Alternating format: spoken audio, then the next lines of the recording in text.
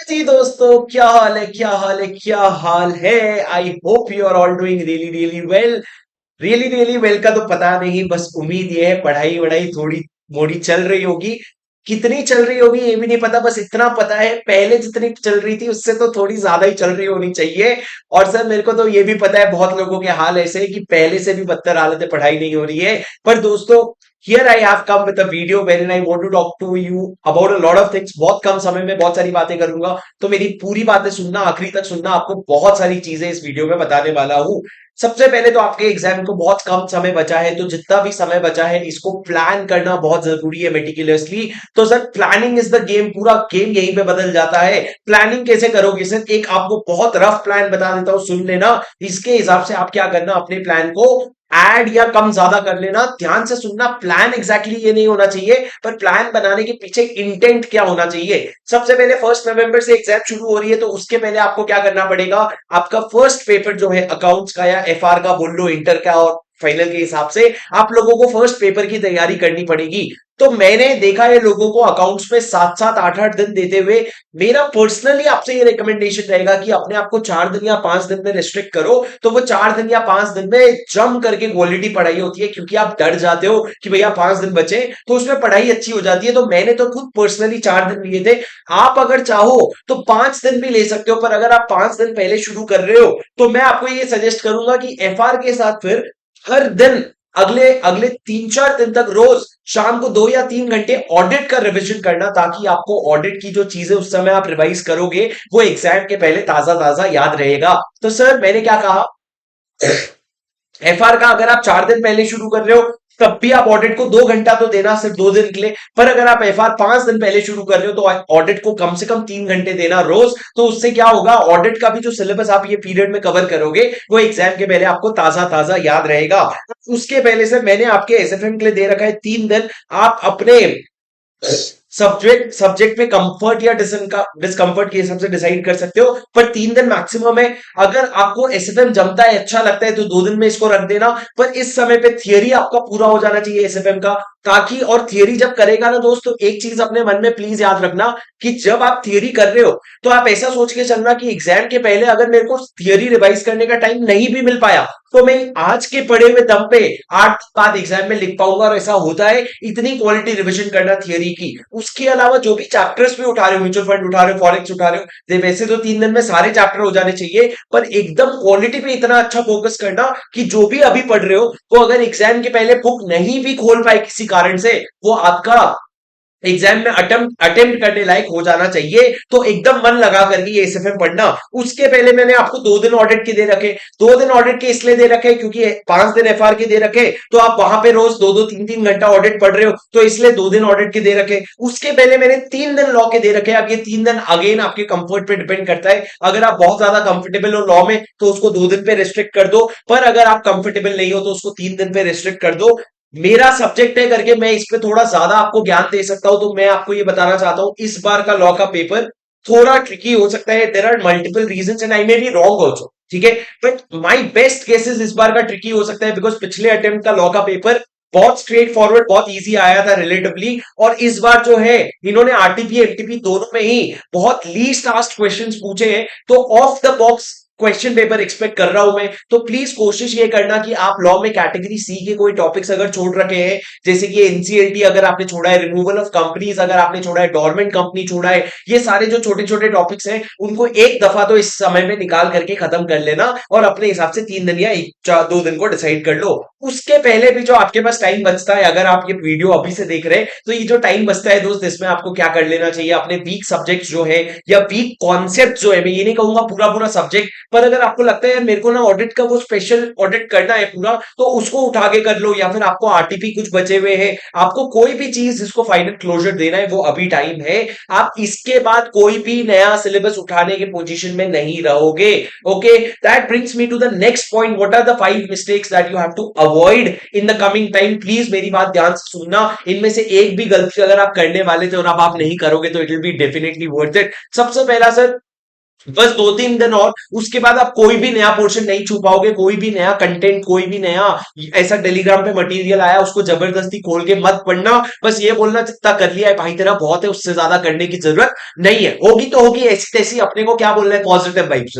उसके बाद मैंने क्या कहा दूसरा, अगर आपने अभी तक राइटिंग प्रैक्टिस नहीं की है, मैं आपको सजेस्ट करूंगा कि एक तो भी मॉक टेस्ट पेपर, कोई आपको रजिस्ट्रेशन नहीं करना है, आप सिर्फ क्या करो, आईसीआई का मॉक टेस्ट पेपर खोलो और उसको चुपचाप लिखने लग जाओ। एक पेपर पूरा लिखोगे ना, बहुत कुछ सीख जाओगे अपने राइटिंग स्पीड के बारे में और सारी चीजें। पर एक दफा जरूर कर लेना यार, भले एक पेपर का कर लेना, पर एक दफा जरूर कर लेना।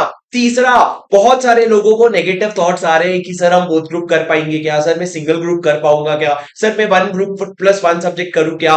बहुत सारे थॉट्स हमारे दिमाग में चल रहे हैं, and this also leads to a point कि लोग बोलते हैं सर इतना पढ़ लिया पर फिर भी कॉन्फिडेंस नहीं आ रहा है। मैं आपको पर्सनली एक बात शेयर करता हूं, मेरे साथ क्या हुआ था एग्जाम के यही कुछ 15 या 20 दिन पहले, मैंने अपने डैड को फोन लगाया था और मैं लेजिट ऐसी सिचुएशन में था जहां पे मैंने अपने डैड को बोला पापा अब मुझसे नहीं हो रहा, मुझसे दो ग्रुप की पढ़ाई नहीं हो रही, मेरे को नहीं लगता मैं दो ग्रुप दे पाऊंगा, मुझे सिर्फ एक ग्रुप देना चाहिए। And this is me telling him 15-20 days before the exam.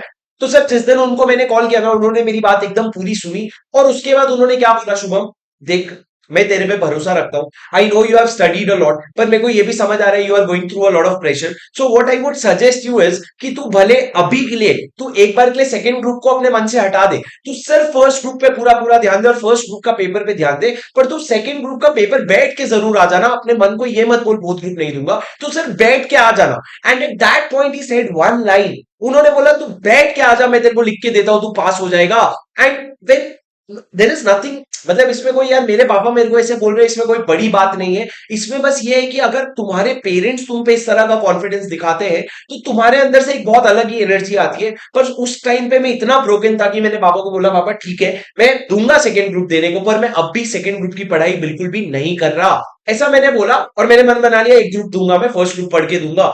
2 दिन बाद मेरा दिमाग वापस ठिकाने आ गया और मैंने बोला पागल हो गया क्या, 4 महीने जो तूने इतनी पढ़ाई की है वो सारी बर्बाद हो जानी है, फिर से पढ़ना पड़ेगा वही सारा चीज। मैंने बोला नहीं, अपन 2 दिन बाद नॉर्मल हो गए, पर वो 2 दिन अपने आप से ये लड़ना छोड़ दो, बोले दो ग्रुप नहीं देगा एक ग्रुप देगा, हाँ ठीक है जो तेरी मर्जी, तुम्हारा दिमाग वापस ठिकाने आ जाएगा, उसको एक मौका तो दो। तो मेरा पॉइंट ये, बहुत सारे नेगेटिव थॉट्स प्लस माइनस आपके दिमाग में चलते रहेंगे और ये हर दिन चलेगा, इसको चलते रहने दो, इससे लड़ने की बहुत ज्यादा जरूरत नहीं है। अपने दिमाग को बहुत स्मार्ट तरीके से टैकल करो, because guys this exam is not just about पढ़ाई, और ये आपको समझ आ गया होगा।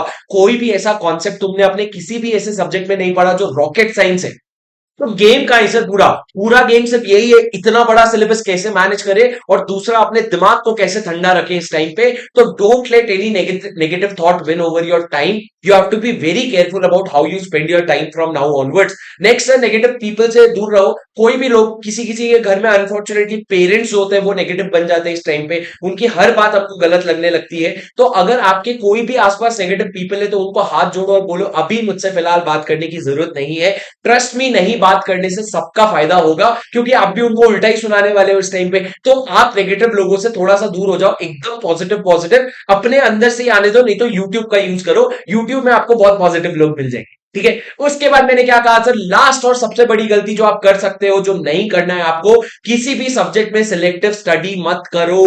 क्यों सर, सिलेक्टिव स्टडी मतलब हम एबीसी कैटेगरी डिफाइन करते हैं और सी को छोड़ देते हैं ऐसी तैसी, मत करो दोस्त। इस बार मैं लॉ के लिए तो बहुत घबरा रहा हूं, लॉ में मतलब मैं ये डर आप तक नहीं पहुंचाना चाहता, बट मैं ये अवेयरनेस पहुंचाना चाहता हूं कि हम सब पढ़ के जाएंगे। और मैं आपको पूरा शेड्यूल भी दे रखा है, फिर से भी दूंगा एग्जाम के पहले, सब होता है और सब अपन करेंगे। अगर लगेगा तो मैं एग्जाम के पहले आपको ये छोटे छोटे मिसलेनियस टॉपिक का खुद लाइव रिविजन करा दूंगा, पर अपन सारी चीजें करेंगे। आप डरो मत, बस अवेयर हो जाओ कि हमको कुछ भी छोड़ना नहीं है, अपन सारी चीजें करेंगे। और लास्ट में अगर यार सब कर लिया पर कुछ छूट भी गया तो क्या कर सकते थे बताओ ना, अगर छूट गया तो छूट गया, ऐसी तैसी वैसे भी नहीं कर सकते थे, पर कोशिश पूरी करेंगे अपन। तो सिलेक्टिव स्टडी किसी भी सब्जेक्ट के लिए मत करो।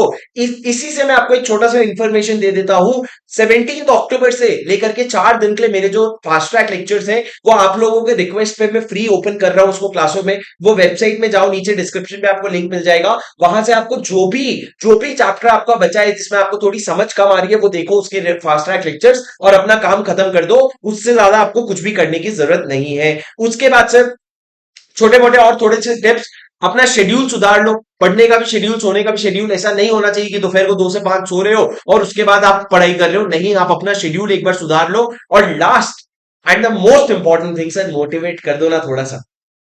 अरे सुनो, अभी तुम्हारा टाइम ऐसा है ना कि कोई एक्सटर्नल मोटिवेशन इसके आगे तुमको लेकर के नहीं जाएगा। अभी तुम्हारे अंदर एक ही मोटिवेशन है, जो अभी तक तुमने मेहनत की है, क्या वो मेहनत दोबारा करनी है? अभी तक तुमने ऑलरेडी बहुत मेहनत कर ली है, क्या अभी तक? और तुम मेहनत में ये मत गिनो कि मैं कितने दिन से पढ़ रहा हूं। वो जो पिछले 3 साल से तुम सुबह उठ करके क्लास जाने की कोशिश करते थे 7 बजे, भले जा पाए नहीं पाए वो मेहनत है भाई। तुम जो रोज रात को ये सोचते थे सुबह 6 बजे उठ करके क्लास देखूंगा, माना कि आधे से ज्यादा दिन नहीं देख पाए, पर जो मन में आता था वो सारी चीजें मेहनत है। वो जिस वजह से हम इंजॉय नहीं कर पाते थे खुल करके, वो भी मेहनत है। तो सर ये सब मेहनत अपने को दोबारा नहीं करनी है। इस बार बहुत अच्छा पेपर आने वाला है, आपकी सारी चीजें फेवर में फॉल करने वाली है। Telling you this, please build a very positive aura around yourself, and I'm telling you, when you are positive from inside, everything around you will fall in place. तो आपको सबसे पहले ये करना है कि सबसे पहले अपने मन को शांत करो। अब से बहुत आपने अपने आप को कोस लिया, बहुत आपने अपने आप को बोल लिया कि भैया तू टारगेट मिस कर रहा है, तुझसे ये हो रहा है, तुझसे वो हो रहा है। अब से सिर्फ इज्जत से बात करोगे अपने आप को, बोलोगे जो हो रहा है मेरे साथ सही हो रहा है, जो मैं कर पा रहा हूं उतना ही दुनिया में कोई भी इंसान कर पा रहा है। You will have to adore yourself right now, no one else will. You yourself will have to make yourself. आप याद करो तुम्हारे वो 9th क्लास 10th क्लास के स्कोर याद करो। अगर निहायती 50% 30% थे तो फिर जान दो, पर 9th क्लास 10th क्लास में तुम अपने स्ट्रेंथ याद करो। कुछ लोग मैथ्स में कितने अच्छे होंगे, कुछ लोग अकाउंट्स में कितने अच्छे होंगे 11th 12th में। तो आप अपने स्ट्रेंथ याद करो और अपने आप को रिमाइंड करवाओ, who the hell are you and why do you deserve to get this degree, and that is what, so those positive things every day from now onwards will help you become what you become on the day of your exam. तो sir अपने अंदर कोई भी चीज, अब से आप ये रेजोल्यूशन ले लो, नीचे कमेंट में बोलो, आज से मैं अपने आप को किसी भी तरीके से नीचा नहीं दिखाऊंगा। ना मैं अपने आप को कभी ये बोलूंगा तूने टारगेट मीट नहीं किया, ना मैं अपने आप को ये बोलूंगा तू कम पढ़ाई कर रहा है। मैं बस अपना साथ दूंगा। You will have to stand by yourself and that is how you will reach where you have to. Right? बहुत सारे बच्चे पूछते हैं सर बोध ग्रुप होगा क्या? बिल्कुल होगा। मैंने तुमको हर बार कहा है और इस बार भी कहूंगा, निशान चूक माफ नहीं, माफ नीचू निशान। If you aim for something high and you miss it, it's absolutely fine. मेहनत करके हारो ना, पर अगर तुम उस चीज के लिए एम ही नहीं करोगे, that is the wrong thing. तो निशान चूक माफ नहीं, माफ नीचू निशान। अपने एम्स को लो मत करो, अपनी मेहनत को डबल करो। और जो भी आपको चाहिए 15 दिन में, आप समझते नहीं हो 15 दिन में कोई भी गेम बदल सकते हो तुम, with the right amount of effort and right amount of strategy. ठीक है? Don't underestimate these 15 days। You will have to make the best out of it and give it in your best in this attempt, because I am telling you this attempt is for you. I'm telling you this time paper is going to be really, really easy for the subjects which you have prepared well, and for the subjects which you have not prepared well, चीजें आपके favour में fall कर सकती है अगर आप सही planning से उस सब्जेक्ट को मैनेज कर लो तो। ठीक है? So guys, just be positive, let everything around you be positive, only positive thoughts, only positive energy। कुछ पॉजिटिव म्यूजिक, कुछ पॉजिटिव मेडिटेशन करोगे तो उससे बिल्कुल फायदा होगा। ये मत सोचना कि यार मैं तो ऐसा बंदा ही नहीं हूं जो मेडिटेशन करता हूं, सब करते हैं भाई। ऐसे समय में मेडिटेशन क्या, तुमको एक टांग पे खड़े होकर नाचने बोला जाए तो वो भी करना पड़ेगा। Alright guys, having said that, I will leave you here with your thoughts, with one single thought जो मेरे को किसी ने मेरे साथ शेयर किया था। उसके पापा ये कहा करते थे, जिससे वो बहुत मोटिवेट होती थी। वो कहते थे कि सीढ़ियां तो उनके लिए होती है जिनको छत तक जाना है, तुम्हें तो आसमान तक जाना है, तुम्हें अपना रास्ता खुद बनाना हो।